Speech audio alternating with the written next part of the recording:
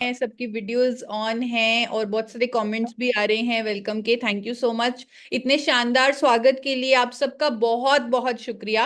और मैं पूरी उम्मीद करती हूँ कि आज का सेशन आप सबके लिए, आपके सबके जीवन में एक नया बदलाव लेके आए। और जो भी नए साथी यहाँ पर ज्वाइन हुए हैं उनको आज अपने लिए एक बहुत अहम फैसला करने के लिए जो पूरी सही नॉलेज है वो आज मिले। तो मेरी पूरी कोशिश आज यही रहेगी। दोस्तों, आप सब जानते हैं मैं एक डाइटिशियन हूं और मेरा मिशन है कि मैं लोगों को सही ज्ञान देकर उन्हें स्वास्थ्य के प्रति जागरूक कर पाऊं, उन्हें रोग मुक्त जीवन के प्रति जागरूक कर पाऊं, ताकि हर कोई एक फॉरएवर हेल्दी लाइफ जी सके, एक रोग मुक्त जीवन जी सके। तो जैसे आप सब जानते हैं कि स्वास्थ्य में जो हमारी डाइट है वो बहुत इंपॉर्टेंट रोल प्ले करती है, कि हम क्या खान पीन करते हैं उससे ही हमारा स्वास्थ्य बनता है। तो बीइंग अ डाइटिशियन, आज मैं आप सबके सामने एक अहम मुद्दा लेकर आई हूं, वो है खाना पकाने का तेल। दोस्तों, बहुत हैरानी होती है मुझे कई बार जब मैं यूट्यूब पर वीडियोस देखती हूँ, व्हाट्सएप पर मैसेजेस देखती हूँ, बड़े बड़े डॉक्टर्स, इवन डाइटिशियन की स्टेटमेंट्स देखती हूँ, और समझ में मुझे आता है कि ये लोग, सबके सब लोग खुद कंफ्यूज्ड हैं कि कौन सा खाना पकाने का तेल इस्तेमाल करना चाहिए। आजकल मैंने सोशल मीडिया पर देखा है कि कच्ची घानी का तेल खाना चाहिए, जो अगेन बहुत ज्यादा हार्मफुल है हमारे लिए। वो मैं आपको बताने वाली हूं पूरे फैक्ट्स के साथ। और बहुत दुख होता है ये जानकर कि क्या बड़े बड़े डाइटिशियंस को अमेरिका की, यूके की, कनाडा की रेगुलेशंस नहीं मालूम। क्या उन्हें नहीं मालूम कि ये कच्ची घानी का तेल या मस्टर्ड ऑयल वहां के देशों में बैन किया जा चुका है? क्यों बैन किया जा चुका है? क्या वो रेगुलेशंस है? कौन सा तेल हमें खाना चाहिए, क्या लेना चाहिए, कौन सी कंपनी का खाना चाहिए, कौन सा ब्रांड हमें चूज करना चाहिए, वो सब आपको आज जानने का मौका मिलने वाला है। और वो भी फैक्ट्स के साथ, प्रूफ के साथ। आज मैं आपको कुछ नहीं बताने वाली, मैं सिर्फ आपको नॉलेज देने वाली हूं अलग अलग तेलों पर। डिसाइड आप खुद करेंगे कि कौन सा तेल आपके लिए, आपके परिवार के लिए बिल्कुल अनुकूल है, सही है। दोस्तों, तेल हमारे लिए इतना जरूरी है, खाना पकाने का तेल इतना जरूरी है कि हमारा खाना बिना तेल के बनना शुरू ही नहीं हो सकता। आपने टीवी शोज में देखा होगा, कुकरी शोज में देखा होगा, वो क्या बोलते हैं कि कढ़ाई लीजिए और कढ़ाई में सबसे पहले तेल डालिए, यानी सबसे इंपॉर्टेंट इंग्रेडिएंट है। और पूरा इंडिया कंफ्यूज बैठा है कि कौन सा तेल इस्तेमाल करें। जितने भी साथी यहाँ पर उपस्थित हैं, मैं आपसे पूछना चाहूंगी, क्या आपको लगता है कि इंडिया के डॉक्टर्स, इंडिया के डाइटिशियन, इंडिया के लोग कंफ्यूज्ड हैं कि कौन सा तेल इस्तेमाल करना चाहिए? एक बार मुझे डिजिटल हैंड रेज करके बताइए जिनकी वीडियोस ऑन हैं, वो प्लीज मुझे वीडियोस की में ऐसे हाथ ऊपर करके बताएं कि हाँ, कंफ्यूजन है। हाँ, ये बहुत बड़ी समस्या है कि लोगों को मालूम ही नहीं है कौन सा कुकिंग ऑयल उन्हें इस्तेमाल करना चाहिए, जो कि मोस्ट इंपॉर्टेंट इंग्रेडिएंट है हमारी डाइट का।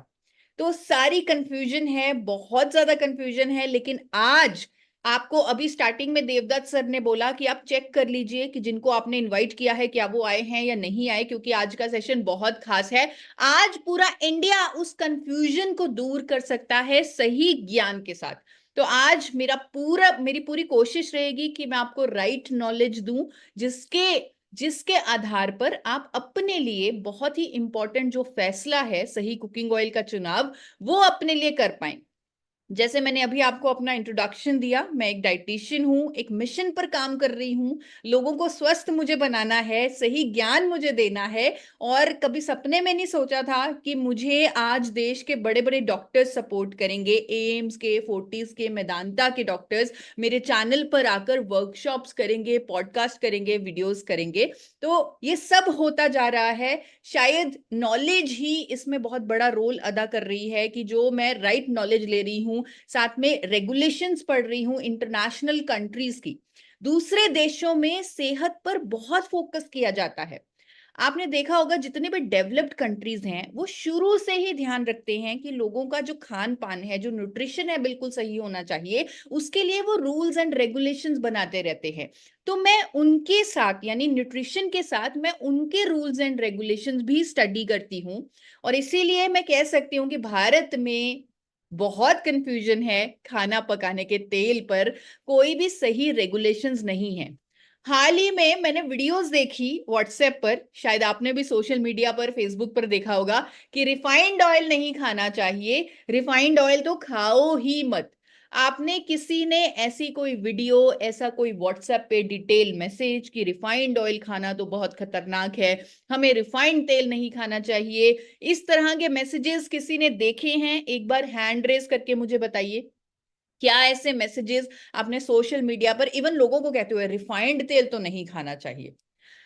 अब मैं उन लोगों से पूछना चाहती हूं कि अगर हम रिफाइंड ऑयल नहीं खाएंगे और हम कच्ची घानी के, या जिस तरह लोग कहते हैं कि हमें फैक्ट्रियों में बने रिफाइंड तेल नहीं खाने चाहिए, हमें घर पे निकाले हुए तेल खाने चाहिए, तो मैं उनसे पूछना चाहूंगी कि वो फिर उन तेलों की इम्प्योरिटीज को कैसे दूर करेंगे, उनसे पेस्टिसाइड्स कैसे निकालेंगे, उनसे वैक्सेस और गम्स कैसे निकालेंगे?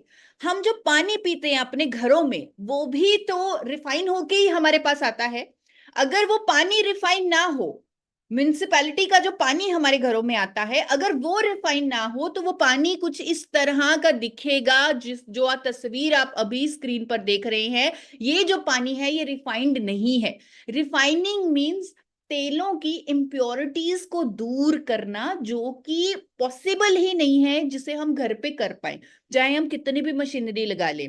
इसीलिए एफएसएसएआई ने स्टैंडर्ड्स बनाए हैं तेलों की रिफाइनिंग के, ताकि लोगों तक सुरक्षित तेल पहुंचे, सुरक्षित खाना पकाने का तेल उन तक पहुंचे। इसीलिए रिफाइनिंग करना बहुत जरूरी है, जिसे कंट्रोल कर रहा है हमारी भारत सरकार, food safety and standard authority of India, जिन्होंने तेलों की रिफाइनिंग के लिए क्या क्या उनमें पैरामीटर्स हैं, क्या क्या स्टैंडर्ड्स हैं, वो सब लेट डाउन किए हुए हैं।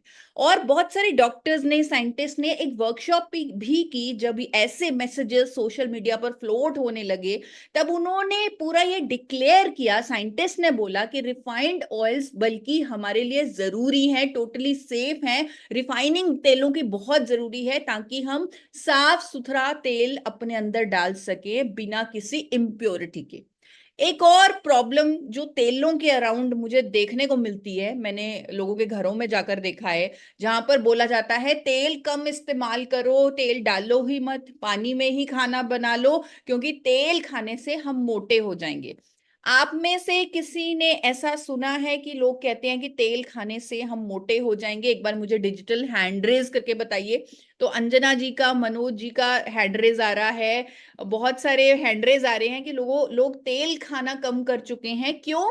क्योंकि उन्हें लगता है तेल खाने से हम मोटे हो जाएंगे।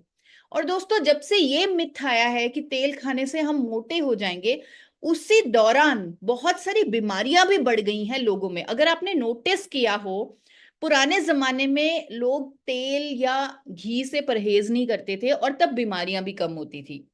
लेकिन आज के जमाने में जब लोग लो फैट डाइट पर जाने लगे हैं, बीमारियां बढ़ चुकी हैं। क्यों? क्योंकि फैट हमारे लिए बहुत असेंशियल मैक्रो न्यूट्रिएंट है हमारे शरीर के लिए। मैं एक डाइटिशियन हूं, मैंने पूरी स्टडी की है।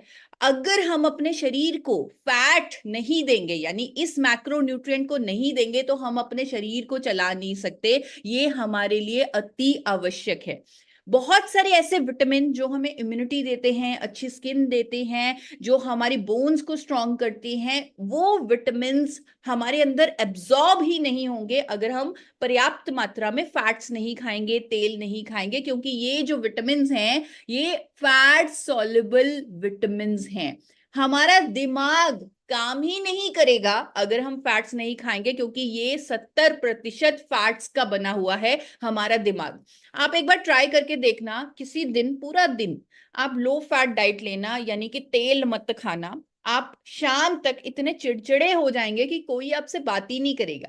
आपके ब्रेन को सेटिस्फेक्शन फील ही नहीं होगा अगर उसे पर्याप्त मात्रा में फैट्स या तेल नहीं मिलेगा। तो फैट्स हमारे लिए बहुत ज्यादा जरूरी है। इसे हमें अपनी डाइट से आउट नहीं करना, इसे इन करना है। लेकिन ये जानना है कि सही फैट कौन सा है, सही तेल कौन सा है।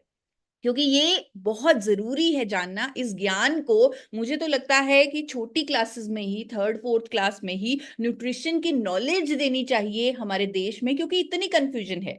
बच्चों को पता होना चाहिए कि कौन सा तेल उन्हें इस्तेमाल करना चाहिए, कौन से विटामिन मिनरल उन्हें लेने चाहिए, कौन सा प्रोटीन, कौन से मैक्रो न्यूट्रिएंट्स उन्हें लेने चाहिए। ये सब जो नॉलेज है विदेशों में ये बचपन से शुरू हो जाती है, हमारे देश में भी ये बचपन से शुरू हो जानी चाहिए। अब हमारी देश की सरकार बहुत अच्छे कदम उठा रही है। पहली बार मैंने देखा 2024 की जो नई डाइटरी गाइडलाइंस आई हैं, पहली बार मैंने देखा कि कितना ज्यादा फोकस हो रहा है डाइट पर, कितना ज्यादा फोकस हो रहा है हमारी जो हैबिट्स हैं जो गलत बन चुकी हैं उन्हें चेंज करने पर। अब सरकार ठोस कदम ले रही है और पहली बार डाइटरी गाइडलाइंस में ये लिखा आया, जो मैं बहुत देर से जानती थी, कि तेलों को बार बार गर्म नहीं करना चाहिए। अब यहां पर क्या होता है इंडियन घरों में, स्पेशली जब हम तेल में कुछ भी फ्राई करते हैं, हम उसे स्टोर करके रख देते हैं और उसे दोबारा इस्तेमाल करते हैं। क्या आप लोग भी ऐसा करते हैं? अगर कोई ऐसा करते हैं तो प्लीज हैंड रेज करके मुझे बताइए कि जिस तेल में आपने फ्राइंग की उस तेल को आपने डब्बे में बंद करके रख लिया और उसको दोबारा यूज करना शुरू कर दिया। तो बहुत सारे साथी ऐसा करते हैं। ये एजुकेशन मैं देना चाहती थी बहुत देर से कि हमें तेलों को बार बार गर्म नहीं करना, यानी जो उतना ही तेल इस्तेमाल करना है जितना तेल आपका फ्राइंग में लग जाए, उस फ्राइड तेल को दोबारा इस्तेमाल नहीं करना, क्योंकि उसमें फूड पार्टिकल्स चले जाते हैं और वो रेंसेड हो जाता है। कोई भी तेल आपको बार बार गर्म नहीं करना, आपको छोटी कढ़ाई लेनी है और उतना ही तेल इस्तेमाल करना है जितना आपका फ्राइंग में लग जाए। और जो बचा हुआ तेल है, वेस्टेज को अवॉइड करने के लिए आप एनिमल्स को दे सकते हैं, उसी दिन उसे यूज कर सकते हैं, लेकिन उसे आप डब्बे में भरकर मत रखिए, उसे बार बार इस्तेमाल मत कीजिए। ये विदेशों में ऑलरेडी कई सालों से फॉलो हो रहा है, लेकिन हमारे देश में इस पर गाइडलाइन पहली बार आई है, 2024 में ही ये गाइडलाइन आई है। तो आज मेरा मकसद है आपको तेलों का सही ज्ञान देना, ताकि आप अपने लिए सही खाना पकाने का तेल चूज कर सके। तो जो तेलों का ज्ञान है, अब आप कॉपी पेन लेकर बैठ जाइए। जो तेलों का ज्ञान है ये बहुत ही आसान सी चीज है, लेकिन आपको थोड़ा सा मेरे साथ बने रहना पड़ेगा, क्योंकि हमने हर तेल को समझना है। हमें सही डिसीजन लेना है कि कौन सा कुकिंग ऑयल हमारे लिए सही है। इसलिए जरूरी है हर तेल को समझना, तो उसे हम समझेंगे, लेकिन बहुत आसान तरीके से। तो आप ये समझ लीजिए कि ये जो तेलों का ज्ञान है ये बहुत आसान है। सिर्फ दो ही चीजों का ध्यान रखना है कि कितना तेल हमें खाना है और कौन सा तेल हमें खाना है, सिर्फ दो ही चीजें जाननी है। तो पहले बात करते हैं कितना खाएं। कितना खाएं इस पर ज्यादा दिमाग नहीं लगाना। हमारे लिए दिमाग सरकार लगा चुकी है, आईसीएमआर लगा चुका है, डब्ल्यूएचओ लगा चुका है, और वो गाइडलाइंस दे चुके हैं कि हर व्यक्ति, चाहे वो हिले भी ना, पूरा दिन बेड पे बैठा रहे, फिर भी उसे 25 ग्राम ऑयल खाना ही खाना है, 25 ग्राम तेल लेना ही लेना है। और ये क्वांटिटी 40 ग्राम पर डे तक भी जा सकती है अगर वो फिजिकली एक्टिव है। यानी 25 से 40 ग्राम प्रतिदिन आपको तेल, आपको फैट लेना है। तो ये जो कितना खाएं ये बहुत ही आसानी से हमने कवर कर लिया, इसका ये पार्ट हमने कवर कर लिया। 25 से 40 ग्राम मात्रा है, क्वांटिटी है तेल की, जो हमें हर रोज लेनी है। अब हम चलते हैं दूसरे भाग की तरफ, यानी कौन सा तेल खाएं। अब कौन सा तेल खाएं, जैसे मैंने आपको बताया बहुत कंफ्यूजन है। कभी कभी अमिताभ बच्चन जी आ जाते हैं, ये वाला तेल खाओ, कभी सौरभ गांगुली जी आ जाते हैं, तो कंफ्यूजन बहुत है। तो उसके लिए हम डीप नॉलेज लेंगे तेलों के बारे में, कि ये तेल इतने अलग अलग क्यों हैं, हर तेल अलग क्यों है। वैसे हर तेल में 3 तरह के फैट मौजूद होते हैं, जिनका नाम है सफा, पुफा और मुफा।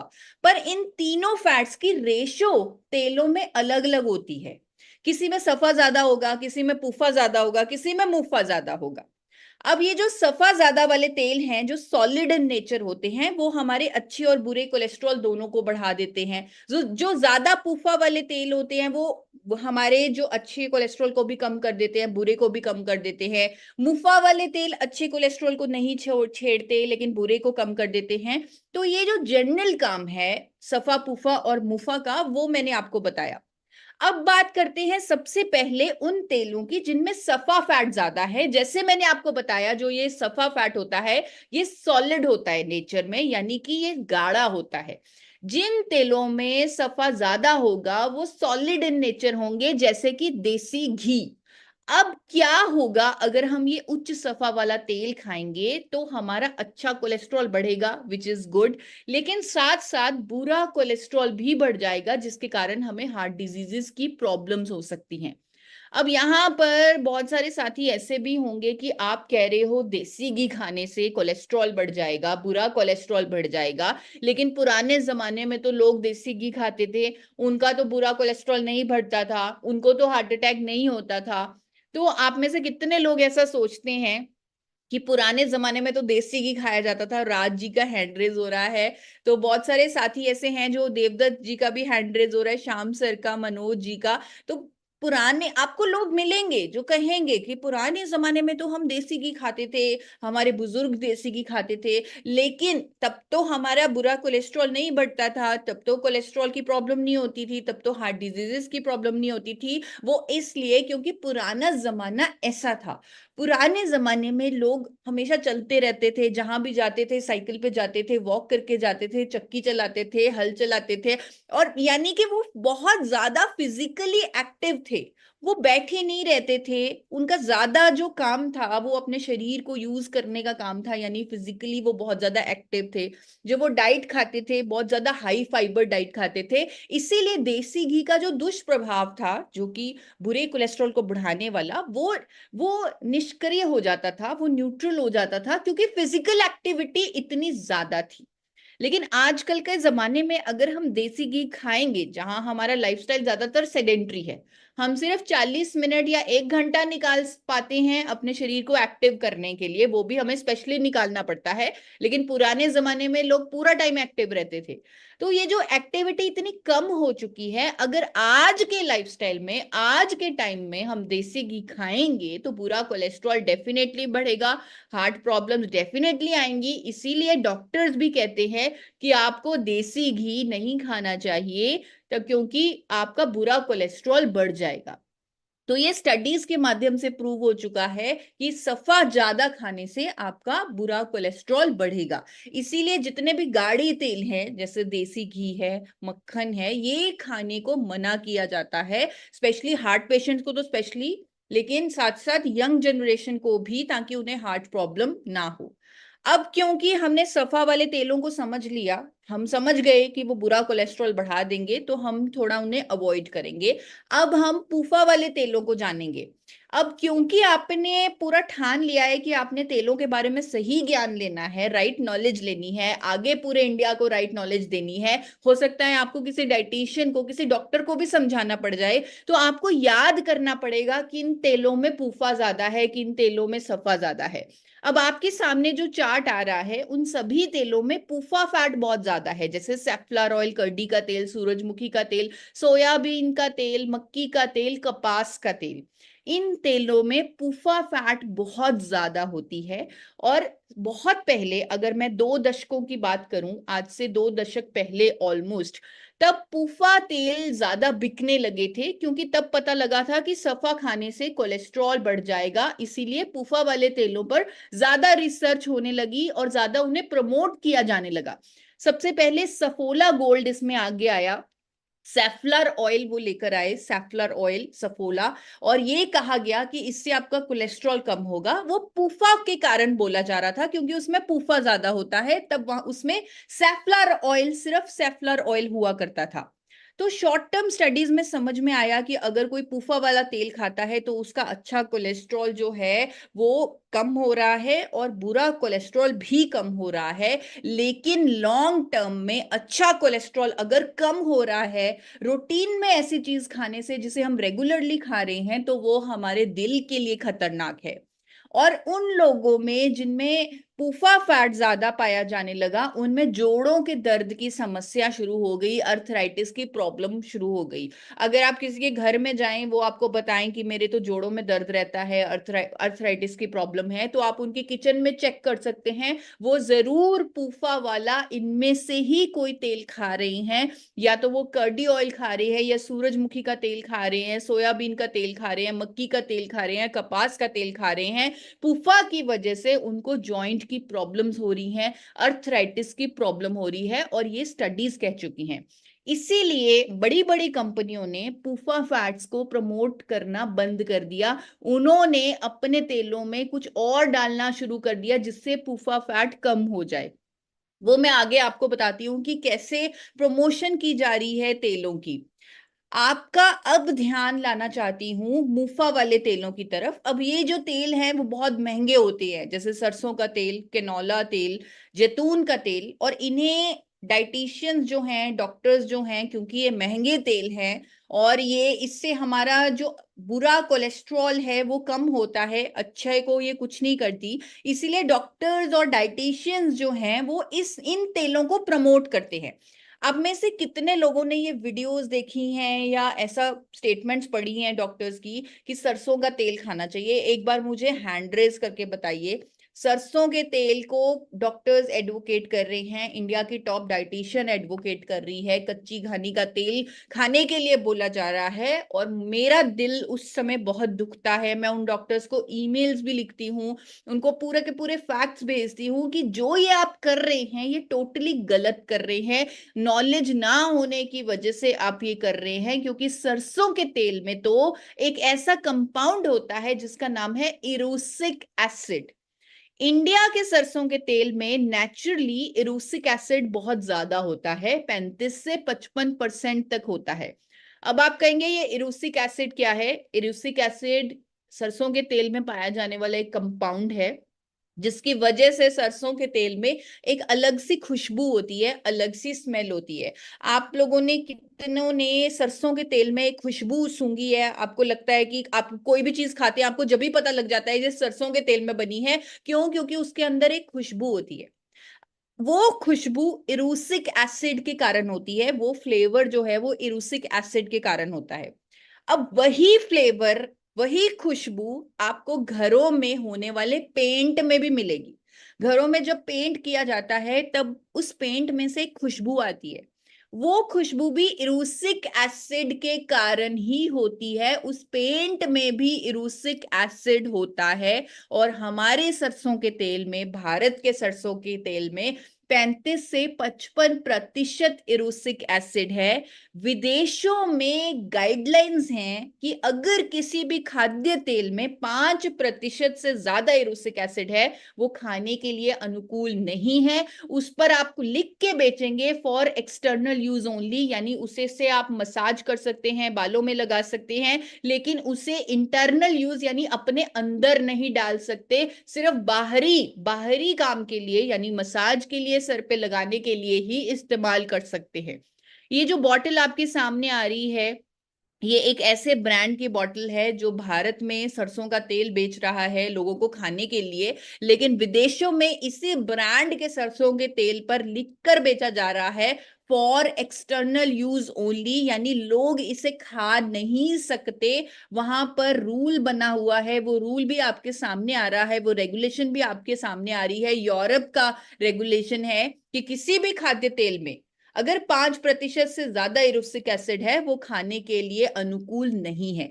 हमारे देश में भी कितनी सारी स्टडीज आ चुकी, कितने सारे प्रूफ आ चुके कि सरसों का तेल खाने से हार्ट अटैक होता है। वेस्ट बंगाल में क्योंकि सरसों का तेल सबसे ज्यादा यूज हो रहा है, वहां पर लोगों का ट्राइग्लिसराइड ज्यादा पाया गया है। इवन गॉल ब्लैडर कैंसर पर भी स्टडी हो चुकी है कि जिन लोगों में सरसों का तेल की जो मात्रा है, इरूसिक एसिड की जो मात्रा है ज्यादा पाई गई, तो उनको गॉल ब्लैडर कैंसर होने की संभावना ज्यादा रही। इस तरह की स्टडीज, इस तरह के आर्टिकल्स पब्लिश हो चुके हैं हमारे देश में भी। पर दुख होता है अभी तक एफएसएसएआई ने आज तक इरूसिक एसिड पर कोई भी गाइडलाइन जारी नहीं की, जो विदेशों में है पर वो इंडिया में मिसिंग है।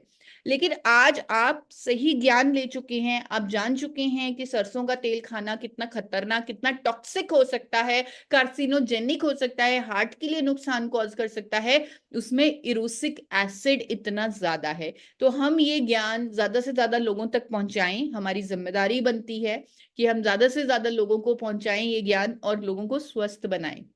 सरसों का तेल हम किसी को रेकमेंड नहीं कर सकते खाने के लिए, क्योंकि इसमें इरूसिक एसिड बहुत ज्यादा होता है। और आप देखिए हमारे देश में ये बाजारों में इतना महंगा बिक रहा है, ऑलरेडी कच्ची घानी ऑयल को इतना ज्यादा प्रमोट किया जा रहा है। तो एक बार आप खुद भी नेट पर थोड़ा सा रिसर्च करें, क्या मैंने आपको जो बताया है क्या वो सही है, उस पर आप थोड़ा सा रिसर्च करें और लोगों को राइट नॉलेज दें। अब ये जो नॉलेज है ये कुछ ब्रांड्स को है, तो उन्होंने सरसों के तेल को जेनेटिकली मॉडिफाई किया, कनाडा से तेल लेकर आए, उसका नाम कैनोला ऑयल रखा। सरसों के तेल के साथ एक छेड़छाड़ की गई, उसके बीज को लैब में चेंज किया गया, उसके इरूसिक एसिड को 35% से कम करके 5% तक लाया गया और उसका नाम रखा गया कैनोला ऑयल। लेकिन ये आर्टिफिशियली जेनेटिकली मॉडिफाइड तेल है जो हमारे लिए अच्छा नहीं है। इंडिया में जेनेटिक मॉडिफिकेशन अलाउड भी नहीं है। तो ये जो कैनोला ऑयल है ये कम इरूसिक एसिड वाला सरसों का तेल ही है, लेकिन ये हाई टेम्परेचर कुकिंग के लिए सूटेबल नहीं है। विदेशों में कैनोला ऑयल पर लिखकर बेचा जाता है not recommended for high temperature cooking, यानी इससे इसे आप गर्म नहीं कर सकते, क्योंकि वहां पर अब्रॉड में तो लोग जो है वो तेल को गर्म नहीं करते, वो तेल को ज्यादातर कच्चा खाते हैं। तो यहाँ इंडिया में हमें तेल में फ्राइंग भी करनी है, हमने परांठा भी सेकना है, हमने पूरी भी तलनी है, तो हमारे लिए तो कैनोला ऑयल नहीं चल सकता। एक और तेल जो बहुत महंगा बिकता है वो है एक्स्ट्रा वर्जिन ऑलिव ऑयल। ये जो ऑलिव ऑयल है ये अगेन इंडियन स्टाइल के लिए बना ही नहीं है, इंडियन कुकिंग के लिए बना ही नहीं है। यहाँ इसे यूरोप में खाया जाता है सैलेड पर छिड़क कर, इसे भी आप गर्म नहीं कर सकते। तो ये जो प्रॉब्लम है, ये जो विदेशी तेलों की जो प्रॉब्लम है, ये हमारे देश में चाहे इन्हें प्रमोट किया जा रहा है, चाहे इन्हें महंगा बेचा जा रहा है, चाहे लोगों को लगता है कि ये महंगे तेल हैं तो ये अच्छे तेल होंगे, लेकिन ये उन्हें समझना होगा कि हमारे खान पान के साथ ये तेल नहीं मिलते, इसीलिए ये हमारे लिए सही नहीं है। तो ये जो सारी चीजें जो अभी आपने समझी वो आज से लगभग 20 साल पहले बहुत सारे डॉक्टर्स, बहुत सारे डाइटिशियंस, बड़े बड़े इंस्टीट्यूट्स ने रिसर्च की और उन्हें ये समझ में आ गया कि कोई भी तेल हमारे लिए सही नहीं है, क्योंकि उनके फैट कॉम्पोजिशन अलग अलग है। तो उन्होंने एक फैट कॉम्पोजिशन बनाई WHO ने और NIN ने, और ये सामने लाया कि हमें तीनों तरह के फैट चाहिए और ऑलमोस्ट बराबर बराबर चाहिए। हमें सफा भी चाहिए, हमें पुफा भी चाहिए, हमें मुफा भी चाहिए, ये तीनों फैट्स हमें बराबर चाहिए। और उसका असर क्या हुआ? उसका असर ये हुआ कि लोगों ने ये समझा कि कोई भी तेल उत्तम नहीं है, हमें तेलों को बदल बदल कर इस्तेमाल करना है। और लोगों ने तेल बदलना शुरू कर दिया, एक महीने कोई और तेल, दूसरे महीने कोई और तेल, तीसरे महीने कोई और तेल। आपको ऐसे लोग मिलते हैं या ऐसे डाइटिशियंस, ऐसे डॉक्टर्स कहते हैं कि आपको तेल को बदल बदल कर इस्तेमाल करना है? तो आप प्लीज मुझे हैंड रेज करके बताइए। मनोज जी का हैंड रेज आ रहा है, बहुत सारे ऐसे साथी हैं। जी हाँ, कमलेश यादव जी और मनीष राज जी, प्रीति जी, ये सबके हैंड रेज आ रहे हैं, क्योंकि ये एक बड़ी कंफ्यूजन पैदा हो गई पूरे इंडिया में 20 साल पहले कि तेलों को बदल बदल कर इस्तेमाल करो। क्यों? क्योंकि हमें तीनों तरह का फैट बराबर बराबर बराबर चाहिए। लेकिन बिना नॉलेज के अगर हम ये भी करेंगे तो वो भी संभव नहीं है। मैं कहती हूँ अगर नॉलेज भी ले ले कि हमें पता हो किस तेल में सफा कितना है, कि किस तेल में मुफा कितना है, किस तेल में पूफा कितना है, फिर भी हम तेलों को बदल बदल कर यही एग्जैक्ट फैट कॉम्पोजिशन नहीं ले सकते जो हमें WHO देना चाहती है, जो हमें नेशनल इंस्टीट्यूट ऑफ न्यूट्रिशन देना चाहता है। लोगों ने तो ब्रांड बदलने शुरू कर दिए, लोगों ने सफोला लिया, फॉर्च्यून लिया, लेकिन उन्होंने देखा ही नहीं कि उसमें तो वही तेल है, उसमें तो सेफ्लर ऑयल ही है, फॉर्च्यून का भी सेफ्लर ऑयल है। तो इस तरह लोगों ने तेल जब बदले तब उन्हें समझ में ही नहीं आया कि ये हम कर क्यों रहे हैं। उन्होंने ये जानने की कोशिश ही नहीं की कि ये करना क्यों जरूरी है और क्या ये करके हमें कोई फायदा हो रहा है। ये भी नॉलेज ना होने की वजह से ये भी चीज कहीं ना कहीं मिसिंग रह गई। अब देखिए, अगर मैं सबके सामने ये चार्ट रख दूं और बता दूं कि किस तेल में कितना सफा, कितना पुफा, कितना मुफा है, तो भी ये करना हमारे लिए भी, इवन मेरे लिए भी, मैं एक डाइटिशियन हूं, तो मेरे लिए भी ये संभव नहीं है कि मैं तेल को बदल बदल कर वही फैट कॉम्पोजिशन ले लूं। लेकिन अब हमें डरने की जरूरत नहीं है, क्योंकि 2 दशक पहले भारत में राइस ब्रैन ऑयल बनने लगा, जो नेचुरली नेचुरली बैलेंस्ड है, यानी उसमें तीनों तरह का फैट ऑलमोस्ट उतना ही है जितना हमें चाहिए। और इसे बैलेंस किसी कंपनी ने नहीं किया, ये इसका नेचुरल फैट कॉम्पोजिशन है। किसी भी तेल का जो फैट कॉम्पोजिशन होता है वो नेचुरल होता है, उसे कोई कंपनी ऑल्टर नहीं कर सकती। इसीलिए राइस ब्रैन ऑयल का भी जो फैट कॉम्पोजिशन है उसमें सफा और पूफा और मुफा की मात्रा उतनी उतनी ही है जितनी जितनी हमें चाहिए। इसीलिए हम कहते हैं, और पूरे इंडिया को मैं एजुकेट करना चाहती हूँ, कि उन्हें राइस ब्रैन ऑयल का इस्तेमाल करना चाहिए बिना बदले लगातार। क्यों? क्योंकि वो हमें रेडीमेड सोल्यूशन दे रहा है, हमें जितना फैट सफा पुफा और मुफा चाहिए उतना ही दे रहा है। साथ में हमें टोकोट्रेनॉल्स, टोकोफिरोल्स और इजनॉल जैसे एंटीऑक्सीडेंट दे रहा है। तो ये हमारा जो राइस ब्रैन ऑयल है ये सबसे उत्तम तेल है। और आपने देखा होगा आजकल कुछ डॉक्टर्स बोलने लगे थे कि आप 1 चम्मच देसी घी भी खाएं। क्यों? क्योंकि वो जानते हैं कि हमें सफा भी चाहिए, 27 से 33% सफा चाहिए। लेकिन जब आप राइस ब्रैन ऑयल ले रहे हैं तो आपको सफा भी ऑटोमेटिक मिल रहा है, आपको उसे बदलने की जरूरत नहीं है, आपको देसी घी भी ऐड करने की जरूरत नहीं है। इसीलिए आपने कई बार देखा भी होगा कि राइस ब्रैन ऑयल सर्दियों में थोड़ा सा गाढ़ा गाढ़ा लगता है। किसने ये चीज नोटिस की है कि राइस ब्रैन ऑयल सर्दियों में थोड़ा सा जमा जमा लगता है? क्यों? क्योंकि उसमें सफा भी है, और सफा फैट भी हमारे शरीर को चाहिए। 27 से 33% हमें सफा फैट चाहिए। तो राइस ब्रैन ऑयल का सर्दियों में जमना प्रमाण है इस बात का कि इसमें सफा फैट भी नेचुरली है, जो हमारे शरीर को चाहिए। और तो और सबसे अच्छी बात, ये हमारे इंडियन स्टाइल के साथ मेल खाता है, इंडियन कुकिंग के साथ मेल खाता है। इसका स्मोक पॉइंट सबसे ज्यादा है, यानी बहुत ज्यादा हाई हीट पर भी ये धुआं नहीं छोड़ता। राइस ब्रैन ऑयल का स्मोक पॉइंट ज्यादा है, तो इसमें आप कुछ भी फ्राई कर सकते हैं बिना किसी डर के।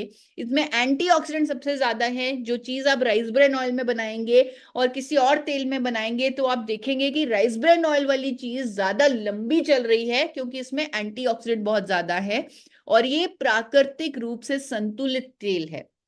अब यहां पर जब ये क्लियर हुआ पूरे इंडिया को कि राइस ब्रैन ऑयल सबसे उत्तम है, नेचुरली बैलेंस्ड है, तब एक नई कंफ्यूजन सामने आई कि कौन सी कंपनी का राइस ब्रैन ऑयल लेना चाहिए। क्योंकि हर कंपनी ने राइस ब्रैन ऑयल लॉन्च कर दिया, हर कंपनी ने नया ब्रांड अपना राइस ब्रैन ऑयल का लॉन्च कर दिया। इवन सफोला गोल्ड में भी आप देखेंगे तो 80% राइस ब्रैन ऑयल है। उन्हें समझ में आ गया कि राइस ब्रैन ऑयल सबसे उत्तम तेल है, तो हर कंपनी आज राइस ब्रैन ऑयल को प्रमोट कर रही है, अपने वेरिएंट में लॉन्च कर चुकी है, अपने ब्रांड में लॉन्च कर चुकी है। बड़े बड़े सेलिब्रिटीज के साथ राइस ब्रैन ऑयल की लॉन्चिंग हो चुकी है हर कंपनी द्वारा।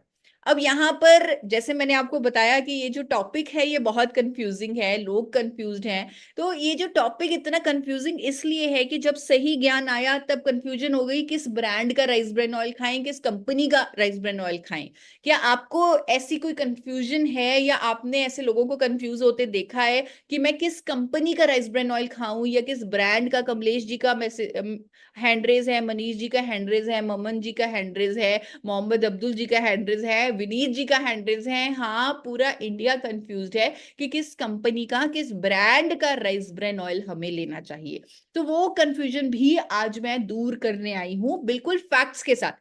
जैसे अब तक मैंने सब कुछ आपको फैक्ट्स के साथ, प्रूफ के साथ बताया है, वैसे अब ये भाग भी, ये जो हिस्सा है इस प्रेजेंटेशन का, ये भी मैं पूरे फैक्ट्स के साथ और पूरे प्रूफ के साथ आपको बताने वाली हूँ। इंडिया में एक कंपनी है जिसने सबसे पहले सबसे पहले फिजिकल रिफाइनिंग की टेक्नोलॉजी से एडिबल राइस ब्रेन ऑयल बनाया, उस कंपनी का नाम है एपी ऑर्गेनिक्स लिमिटेड धुरी। ये कंपनी आज की डेट में इंडिया की highest exporter of rice bran oil है। और यहाँ पर स्क्रीन पर एक पेटेंट आ रहा है, इस पेटेंट का आप स्क्रीनशॉट ले सकते हैं। आई एम श्योर ये पेटेंट आपके पास होगा। तो कंपनी के जो चेयरमैन हैं AR शर्मा जी, उनके नाम पर ये पेटेंट रजिस्टर्ड है, जहां पर उन्होंने फिजिकल रिफाइनिंग के जिस प्रोसेस से वो राइस ब्रेन ऑयल बना रहे हैं, जहां पर कोई केमिकल का इस्तेमाल नहीं हो रहा, कास्टिक का इस्तेमाल नहीं हो रहा, और तेल की सही रिफाइनिंग भी हो रही है फिजिकल रिफाइनिंग के प्रोसेस से, तो उस पर जो पेटेंटेड टेक्नोलॉजी है वो उन्होंने इस्तेमाल की है, पेटेंट है उनका इस पर। और इसी टेक्नोलॉजी के लिए उन्हें भारत सरकार खुद 4 बार नेशनल अवार्ड दे चुकी है। आप वो तस्वीरें देख सकते हैं, मनमोहन सिंह जी से, अब्दुल कलाम जी से, प्रतिभा पाटिल जी से, जब वो प्रेसिडेंट थे, जब वो प्राइम मिनिस्टर थे, तब उन्हें अवार्ड मिले हैं इस टेक्नोलॉजी के लिए, इंडिया में पहली बार physically refined rice bran oil बनाने के लिए। अब एक और जो खास चीज है एपी ऑर्गेनिक्स की, जो किसी और कंपनी की नहीं है, वो मैं आपको बताना चाहती हूँ। अभी अभी मैंने आपको बताया कि एपी ऑर्गेनिक्स इंडिया की highest exporter of rice bran oil है। यहां पर जो प्रोडक्ट बनाया जाता है वो इंटरनेशनल स्टैंडर्ड से बनाया जाता है, इंडियन स्टैंडर्ड से नहीं। आप देख सकते हैं कि इंडिया अभी इन मामलों में बहुत पीछे है। हमारी FSSAI भारत सरकार डेफिनेटली इंप्रूव कर रही है, स्टैंडर्ड्स को रिवाइज कर रही है, लेकिन अभी भी हम अगर अमेरिका की बात करें, ऑस्ट्रेलिया की बात करें, न्यूजीलैंड की बात करें, तो हम बहुत पीछे हैं। लेकिन एपी ऑर्गेनिक्स में जो राइस ब्रेन ऑयल बनाया जाता है वो अमेरिका के, न्यूजीलैंड के, ऑस्ट्रेलिया के स्टैंडर्ड से बनाया जाता है। और इसीलिए इन देशों में यहाँ एपी ऑर्गेनिक्स द्वारा बनाया गया तेल एक्सपोर्ट हो रहा है। कोई और कंपनी, इंडिया की कोई और कंपनी एक्सपोर्ट नहीं कर पा रही अपना बनाया हुआ राइस ब्रेन ऑयल, क्योंकि वो इंडियन स्टैंडर्ड से बना रही है। लेकिन एपी ऑर्गेनिक्स एकमात्र ऐसी कंपनी है जो international standards of food safety follow करती है। उदाहरण के तौर पे मैं आपको सिंपल सी चीज समझाती हूँ। एपी ऑर्गेनिक्स में थर्मोसाइफन सिस्टम लगा हुआ है। अब दूसरी कंपनियों में थर्मिक फ्लूइड सिस्टम लगा हुआ है। अब जब तेल को रिफाइन किया जाता है तो तेल को गर्म करना पड़ता है एक वेसल में डालकर, जहां पर उस वेसल में कुछ पाइपें लगी होती है, उन पाइपों की हीट से इनडायरेक्टली वो तेल गर्म होता है। अब थर्मिक फ्लूइड सिस्टम जो और कंपनियों में लगा हुआ है, उसमें मिनरल ऑयल डाला जाता है, जो कि एक पेट्रोलियम प्रोडक्ट है। तो मिनरल ऑयल की कंटैमिनेशन होने की संभावना रहती है उन तेलों में जो थर्मिक फ्लूइड सिस्टम इस्तेमाल कर रहे हैं उन कंपनीज में। क्योंकि अगर पाइपों में कोई भी लीकेज हो जाए तो वो जो मिनरल ऑयल है वो फाइनल ऑयल के साथ मिक्स हो सकता है और लोगों की जानें तक जा सकती हैं। और मैं आपको बताना चाहती हूँ, ऐसा हुआ है जापान में, ऐसा हुआ है ताइवान में, क्योंकि वहां पर जब थर्मिक फ्लूइड सिस्टम हुआ करता था तो मिनरल ऑयल की कंटैमिनेशन हुई तेल में और काफी लोगों को अपनी जानें गंवानी पड़ी उस तेल को खाकर, क्योंकि मिनरल ऑयल खा लिया उन्होंने, पेट्रोल खा लिया। तो वहां पर रेगुलेशन बन गई उस दिन से ही कि thermic fluid system is totally band, आप थर्मोसाइफन सिस्टम ही इस्तेमाल कर सकते हैं। लेकिन हमारे देश में अभी भी थर्मिक फ्लूइड सिस्टम बैन नहीं है। पर एपी ऑर्गेनिक्स ने कभी भी थर्मिक फ्लूइड सिस्टम का इस्तेमाल ही नहीं किया। शुरू से ही एपी ऑर्गेनिक्स में थर्मोसाइफन सिस्टम लगा हुआ है, जहां पर तेल को गर्म किया जाता है और इनडायरेक्ट जो हीट करने का मीडियम है वो स्टीम है, हाई प्रेशर स्टीम है, यानी पानी की भाप है। अगर कोई लीकेज हो भी जाए तो वो भाप ही तेल के अंदर मिक्स होगी, तो जिससे लोगों को कोई नुकसान नहीं हो सकता, किसी भी तरह की कोई कंटैमिनेशन नहीं हो सकती, कोई हेल्थ रिस्क नहीं हो सकता। इसीलिए इंटरनेशनली एपी ऑर्गेनिक्स को इतने सारे एक्रेडिटेशंस, इतने सारे सर्टिफिकेशंस मिले हुए हैं, चाहे वो बीआरसी यूके का सर्टिफिकेट है, एचएसएससीपी अमेरिका का सर्टिफिकेट है, आईएसओ हलाल कोशेर जैसी सर्टिफिकेशंस हैं। एपी ऑर्गेनिक्स को, एपी ऑर्गेनिक्स एक स्टार एक्सपोर्ट हाउस है, 30 से ज्यादा देशों में एक्सपोर्ट कर रहा है अपना बनाया हुआ rice bran oil AP Organics. और लगातार एपी ऑर्गेनिक को अवार्ड्स मिल रहे हैं, बड़े बड़े अवार्ड्स मिल रहे हैं, हाईएस्ट प्रोड्यूसर के अवार्ड मिल रहे हैं, एक्सपोर्टर के अवार्ड मिल रहे हैं। दुनिया में सबसे ज्यादा राइस ब्रेन ऑयल का एक्सपोर्ट हो रहा है एपी ऑर्गेनिक से, बड़े बड़े देशों में एक्सपोर्ट हो रहा है।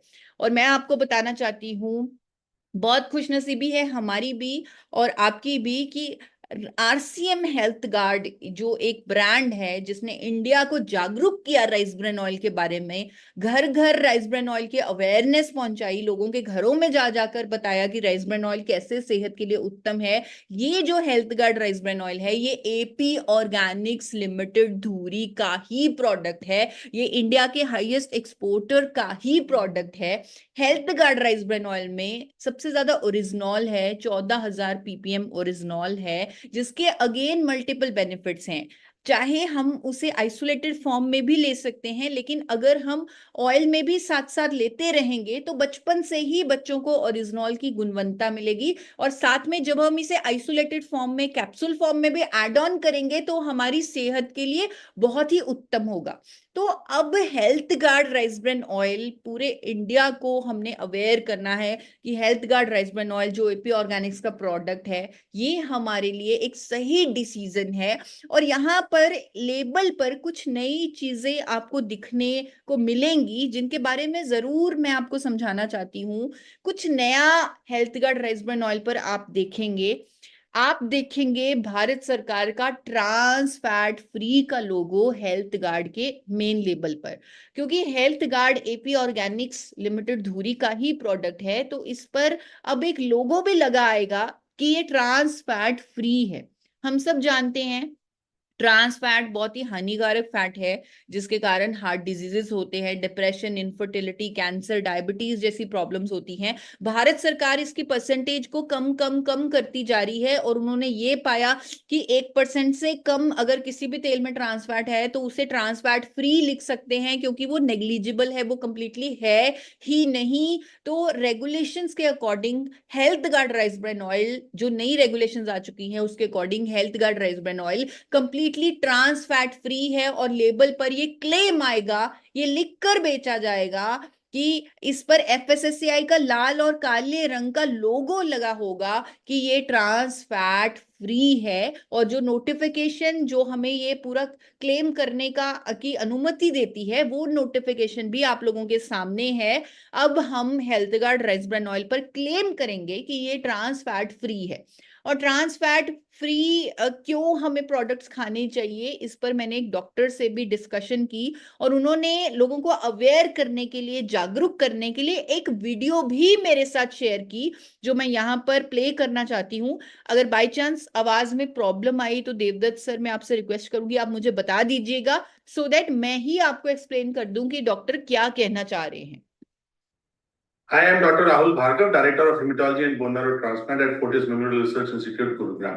जैसा हम जानते हैं कि ट्रांस फैट खाने के अपने काफी सारे नुकसान होते हैं और निरंतर रूप से इस बात पे रिसर्च होती आई है, और इसी के मद्देनजर रखते हुए जिस प्रकार ने डब्ल्यूएचओ ने नारा दिया है कि हमें ट्रांस फैट फ्री डाइट की तरफ आगे बढ़ना है 2023 में, उसी को भारत सरकार ने अपनाया है और एफएसएसआई के माध्यम से लोगों को अवगत कराने की एक मुहिम जो चलाई है कि ट्रांस फैट आपके खाने में कितना है, इसको जानना आवश्यक है। क्या चीज ट्रांस फैट फ्री है या नहीं है, वो लोगो है रेड एंड व्हाइट का, जिसको आपको ध्यान देना जरूरी है। तो अब आपके खाने पे लेबल चिपका हुआ आएगा, जैसे नॉन वेज वेज का लेबल आता है, उसी प्रकार से आप पहचान सकते हैं कि मैं ट्रांस फैट खा रहा हूं या नहीं खा रहा।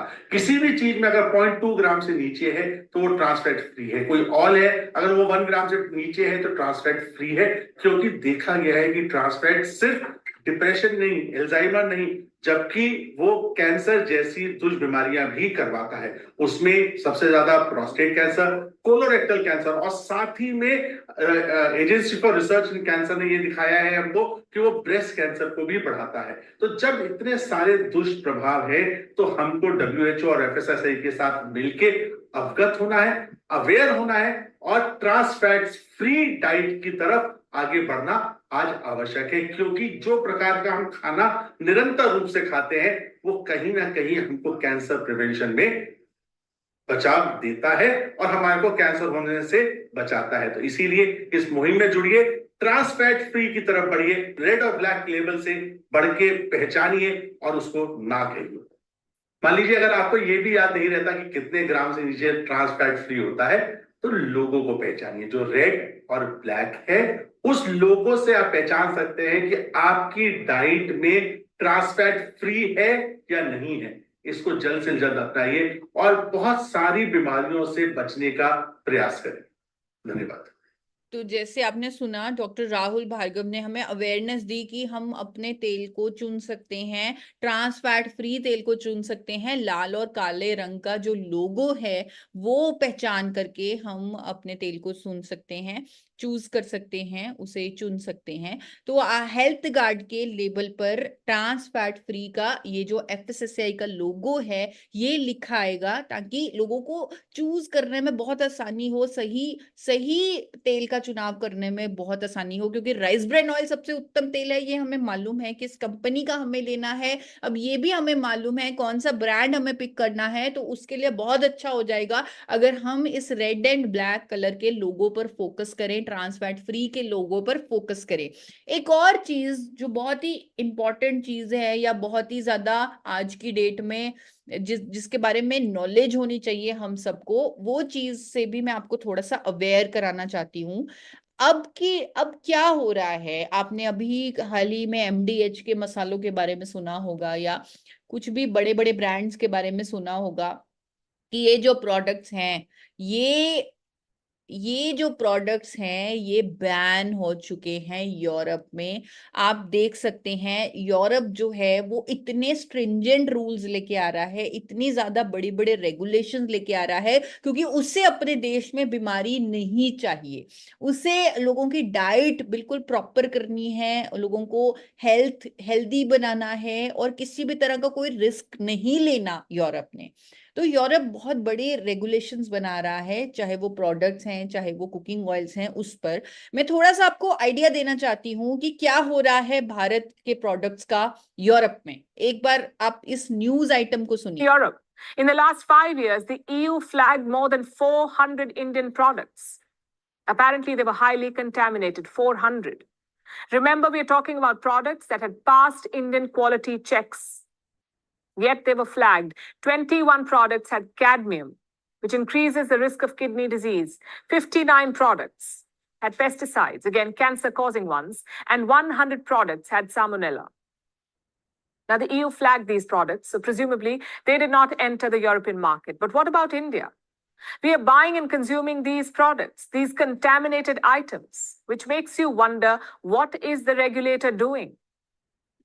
यहाँ पर एक सवाल उठाया है, बहुत ही अहम सवाल है कि हमारे देश के बड़े बड़े ब्रांड्स के 400 प्रोडक्ट यूरोप में बैन हो चुके हैं। वो यूरोप की क्वालिटी स्टैंडर्ड्स को पास नहीं कर पाए।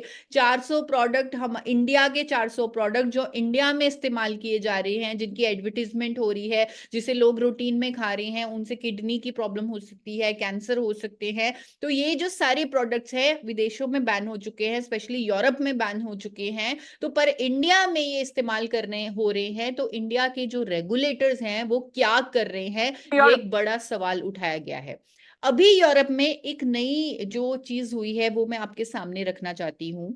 यूरोप में हाल ही में अप्रैल 2023 में ही एक नई रेगुलेशन सामने आई, जहां पर उन्होंने GE और 3-MCPD नाम के कंटामिनेंट्स के बारे में बताया कि ये जो कंटामिनेंट्स हैं, अगर ये हमारे शरीर में चले जाएं तो इससे इनफर्टिलिटी हो सकती है, किडनी की प्रॉब्लम हो सकती है, कैंसर हो सकता है। ये जो GE और 3-MCPD नाम के कंटामिनेंट्स है, और उन्होंने ये रेगुलेशन में तय किया, उनकी जो लिमिट है वो तय की, और उन्होंने ये गाइडलाइन जारी की कि इससे ज्यादा GMCPD या कंटामिनेंट्स की ये जो लिमिट है, इससे ऊपर के कंटामिनेंट्स हम नहीं ले सकते। क्योंकि अगर लोगों ने GE और MCPD अपने अंदर डालना शुरू कर दिया तो उनको किडनी डैमेज हो सकता है, इनफर्टिलिटी हो सकता है, कैंसर हो सकता है।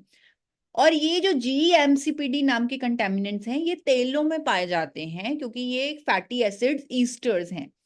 आज की डेट में इंडिया में बड़े बड़े डॉक्टर्स आगे आकर अवेयरनेस कैंपेन कर रहे हैं GE और 3-MCPD कंटामिनेंट्स पर। जैसे कि डॉक्टर प्रवीण चंद्रा की मैंने एक आर्टिकल देखा, एक स्टेटमेंट देखी, जहां पर उन्होंने कहा कि GEMCPD से बहुत सारे हेल्थ रिस्क हो सकते हैं। यूरोप ऑलरेडी इस पर रेगुलेशंस बना चुका है लोगों को प्रोटेक्ट करने के लिए, हमारे देश में भी इस पर रेगुलेशन बननी चाहिए। इसी तरह डॉक्टर राहुल भार्गव की कैंसर की जो हमारे पेशेंट्स हैं देश में बढ़ रहे हैं, इसीलिए जरूरी है कि गवर्नमेंट को GE और 3-MCPD कंटामिनेंट्स पर रूल्स बनाने चाहिए, रेगुलेशंस बनाने चाहिए, उन्हें चेक करना चाहिए इंडियन ऑयल्स में और इंडियन प्रोडक्ट्स में। डॉक्टर सुशीला कोटारिया जो मेदांता की इंटरनल मेडिसिन की डायरेक्टर हैं, वो स्टेटमेंट दे चुकी हैं, अवेयरनेस कर चुकी हैं कि GEMCPD कंटामिनेंट से हमें क्या क्या प्रॉब्लम्स हो सकती हैं और कैसे देश को आगे आना चाहिए, गवर्नमेंट को आगे आना चाहिए, इस पर रूल्स बनाने चाहिए। और बहुत सारे अखबारों में ये स्टेटमेंट्स डॉक्टर्स जारी कर चुके हैं, आर्टिकल्स जारी कर चुके हैं इन कंटामिनेंट्स के ऊपर। एक वीडियो भी मुझे डॉक्टर सुशीला कोटारिया जी का मिला जहां पर वो इन कंटामिनेंट्स पर एजुकेशन दे रही थी। वो वीडियो भी, क्योंकि हमारे पास समय है, तो मैं वो वीडियो भी एक बार आप सबके सामने प्ले करना चाहती हूँ। Some contamination into the oil by GE or 3-MCPD are also these substances which have been found to be increasing the risk of cancer. And because oil is an integral part, we consume lot, breakfast, dinner, lunch. If something is common, which is salt and oil. So the right and safe oil is very, very important. And many countries have banned the presence of these molecules into the cooking oil. We also request that Indian authorities which control the food quality should also look into this so that these harmful substances can be minimized or removed from our cooking oils so that people can eat healthy and stay healthy. Thank you. यहाँ पर आपके सामने doctor साहब ने बोला, doctor Sushila ने बोला कि क्योंकि हम तेल और नमक इतना ज्यादा रेगुलर खाते हैं, यानी तीनों मील्स में खाते हैं, तो बहुत जरूरी है कि हमारा जो तेल है वो सेफ होना चाहिए, उसमें GE और 3-MCPD नाम के कंटामिनेंट्स नहीं होने चाहिए, क्योंकि यूरोप ने उस पर रेगुलेशन बना दी है कि इससे हेल्थ रिस्क होता है, ये कार्सिनोजेनिक है, तो इस पर एक लिमिट सेट कर दी है और वो जो रेगुलेशंस हैं उसे हमें भी मीट करना चाहिए। हमारे देश की सरकार को भी ऐसे रेगुलेशंस बनानी चाहिए। लेकिन अभी तक FSSAI ने GE और 3-MCPD पर यूरोप की तरह कोई रेगुलेशन नहीं बनाई। पर मैं आपको बताना चाहती हूं कि इंडिया में इकलौती ऐसी कंपनी है जो ऑलरेडी इस स्टैंडर्ड को मीट कर रही है, जिसके इंफ्रास्ट्रक्चर में हर बैच के GE और 3-MCPD कंटामिनेंट्स को चेक करने की मशीनरी लगी हुई है। हमारे देश में तो इतनी सारी लैब्स भी नहीं है, इतनी सारी लैब्स में GEMCPD चेक भी नहीं हो रहा, लेकिन उस कंपनी में ऑलरेडी हर बैच की टेस्टिंग के लिए GE और 3-MCPD की मशीनरी लगी हुई है। ऑलरेडी वो यूरोप को एक्सपोर्ट कर पा रही है अपना बनाया हुआ राइस ब्रान ऑयल। तो मैं एक बार चैट बॉक्स में चाहूंगी कि आप उस कंपनी का नाम लिखिए कि वो कंपनी कौन सी हो सकती है जो ऑलरेडी स्टैंडर्ड को मीट कर रही है, जो यूरोप की हाल ही में रेगुलेशन आई है, जो यूरोप को अपना ऑयल भी एक्सपोर्ट कर रही है। तो एक बार चैट बॉक्स में मिलिए कि कौन सी ऐसी कंपनी हो सकती है इंडिया में जो इस स्टैंडर्ड को ऑलरेडी मीट कर रही है। तो बिल्कुल विश्व जी का सही जवाब आ रहा है AP organics, health guard AP organics, Deepak ji ने लिखा, धूरी मनोज साहू जी ने लिखा, AP ऑर्गेनिक्स प्रशांत जी ने लिखा, AP Organics AP Organics AP। बिल्कुल आपने बिल्कुल सही जवाब दिया। AP ऑर्गेनिक्स ऑलरेडी इस स्टैंडर्ड को मीट कर रही है। ऑलरेडी इंडिया में इकलौती ऐसी कंपनी है जो GE और 3-MCPD के जो कंटामिनेंट्स की रेगुलेशन है उसको कंप्लायंट है, यानी यूरोप ने जो सेट किया है उसे पूरा करती है, और ये इकलौती कंपनी है इंडिया में। और हम हेल्थ गार्ड, क्योंकि AP ऑर्गेनिक्स लिमिटेड धुरी का प्रोडक्ट है, अब उसके लेबल पर लिखा आएगा कि it complies with new EU food safety regulation for GE and 3-MCPD। आप देखेंगे हेल्थ गार्ड के जो नए लेबल प्रिंट हो चुके हैं, आई एम श्योर वो मार्केट में भी आ चुके होंगे, उस पर ट्रांस फैट फ्री का लोगो भी होगा और उस पर लिखा होगा कि it complies with new EU food safety regulations for 3-MCPD and GE।